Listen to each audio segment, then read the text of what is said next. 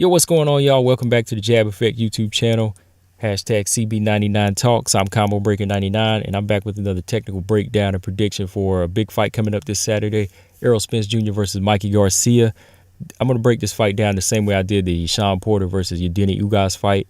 Let's just talk about the jab, speed, power, strength, skill, and experience of all these attributes that these fighters possess. What I'm going to do is put a little check by each attribute that I feel like one of these fighters, Spencer Garcia, the strongest in. But yeah, man, if you want to hear us talk more about the fight, different angles of the fight, just some different questions about the fight, I uploaded the Jab podcast earlier with my man Boxing P. It's on all these platforms that you see on the thumbnail. So just make sure y'all subscribe to the podcast on one of these platforms or all the platforms, just to help support. And yeah, you can listen to the new episode there, man. But right now, I just kind of want to break down the fight technically and then give you my prediction on the fight. So let's take a look at the jab first, man. I got to give the jab to Spence and Garcia. I feel like Spence, him being a southpaw, he knows how to utilize that right jab well. He knows how to find it. He uses a good range finder early to set up his distance. And I think a lot of people are blinded by the fact that, he's such a power-based fighter where they forget that he's using that jab to set up the straight left hand. He's using it as a blinder. He's kind of blinding fighters with it. Then he's hitting them with that left hand.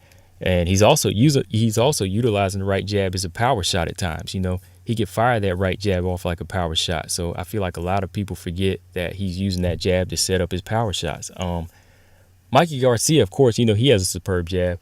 I know he uses his as a good range finder as well, but he also uses it almost like a good timing stick. It's a good counterpuncher. I think he has respectable pop on his jab where it kind of throws guys off like Broner, Easter, and Lipinets.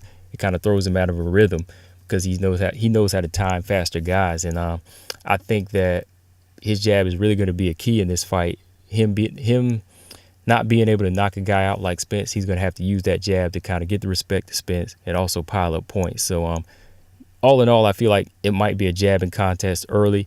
And whoever gets their jab going early, that's who's going to be the most dominant in the fight. That might sound crazy, but that's how I feel. But, speed, I got to give that to Spence. I think he is the faster and the quicker fighter for a big welterweight. He's always moving. He's always letting his hands go. And I think that his speed is what contributes to the power. He's not just a heavy-handed puncher, but a quick puncher. And that quickness that boxers don't expect, that's what really adds to the concussive impact of his punches. Against Kell Brook, he was able to whip body shots to Kell Brook, at times whenever Kell Brook didn't even see him coming. And whenever he got hit with those shots, that was really kind of what broke him down.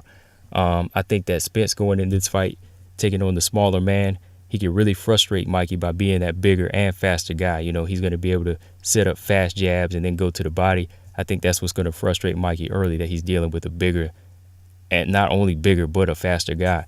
Power, of course, we got to give that to Spence all day. That's the reason that a lot of people feel like this fight's going to be one-sided. Spence has an 88% KO rate, and though he's not a one-punch KO guy, he has that beat-em-up power. And it's not enough power where it knocks you out cold, but it makes you suffer through the fight. You take that hard shot, and then you're taking the next 2 or 3 shots, and you're living through it, if that makes sense. Spence, he's not just a headhunter, but he's a body puncher that makes you feel his punches all over. Whether you're talking about Lamont Peterson, who crumbled from body shots, Kell Brook, who suffered a broken eye socket, he's giving you that methodical beat down and making you a different fighter once you leave the ring. He almost takes something away from you for your next fight. You know what I mean? So once you look at Mikey Garcia, he's definitely got his hands full as far as the power from Errol Spence. But Mikey, he definitely doesn't have feather fists either. But I know he has knocked out 30 or 39 opponents. But his ability to finish guys is there. But the question is, does he have the power at 147? And I think he will if his strength carries up, which brings us to strength. This is another category I got to give to Errol Spence. Errol Spence, he's the physically bigger fighter. He has the ability to push guys back and move them around, get on the inside and be rough, and just be an all-around strong fighter with strong punches. Even though he's finished his last 11 opponents, I feel like he has that stamina and endurance to go the distance, and he still has that same intensity that remains all the way out to the championship rounds, and that's what makes him a strong fighter, not just physically but mentally. Skill, I have to give skill to Mikey. I feel like Mikey doesn't really have just one thing that stands out, but he does all the basics well, and he's able to commit to the basics and That's what really made him a multi-division world champion. Offense, he knows how to set up a fight. He knows how to set up the pace of a fight, whether he's feeling out his opponent, finding out what they're doing as far as what they can deliver.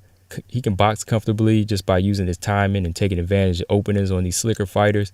Again, Mikey, he's not overly gifted, or he's not a one-trick pony as well. He's well-rounded to the point it almost kind of makes it harder to find out what you have to nullify from him.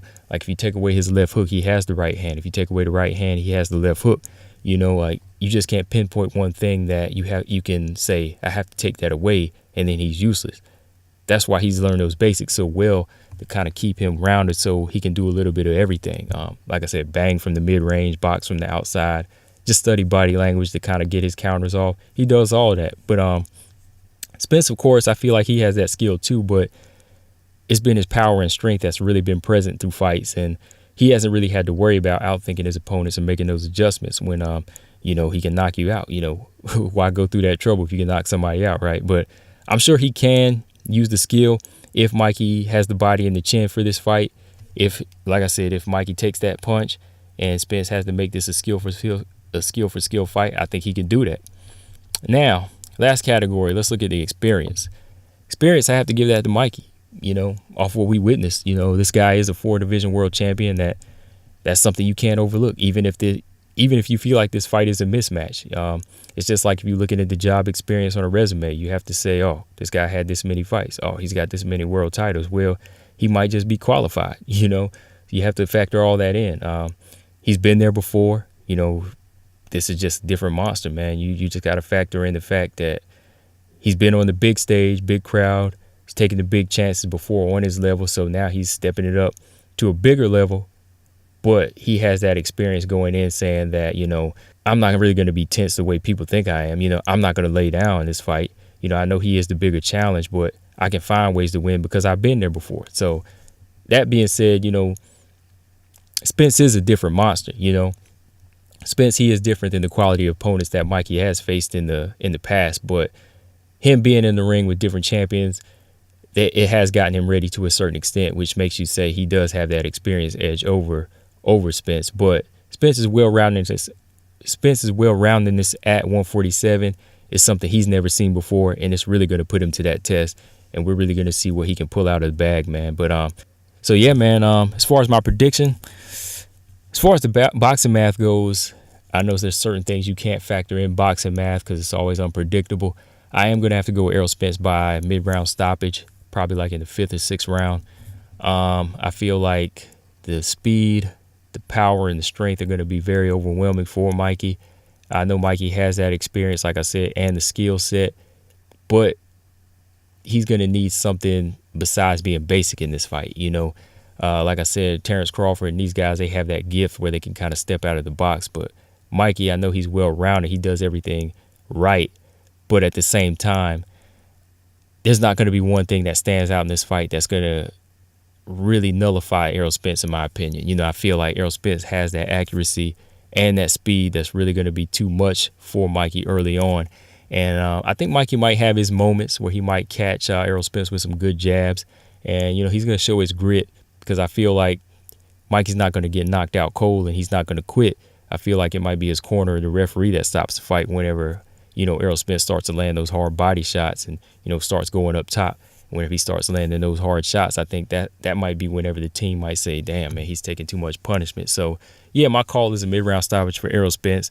Like I said, it'll be a good fight for as long as it lasts. But just going by the boxing math, sometimes it's unpredictable, like I said. But, I'm just going by, what Errol Spence brings to the table, man. And I feel like Errol Spence, he's not letting a small guy move up and take over his division. That's how I feel. I feel like this is his belt and this is his time now. So, yeah, man, that's my call on this one. Errol Spence by mid-round stoppage. Let me know what you guys think in the comment section.